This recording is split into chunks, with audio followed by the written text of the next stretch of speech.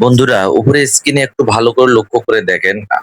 আপনি কম খরচে একটা সুন্দর একটা পানির পাত্র তৈরি করতে পারবেন। তো কিভাবে পানির পাত্রটা তৈরি করবেন একটু ভিডিওটা লক্ষ্য করে দেখেন সুন্দরভাবে। দেখেন, শেখার কিন্তু শেষ নেই। যেকোনো কাজ আপনি যেকোনো মাধ্যমে আপনি শিখতে পারবেন। আপনি চাইলে বাসায় জিনিসটি তৈরি করতে পারবেন। কোনো মিস্ত্রির প্রয়োজন হবে না।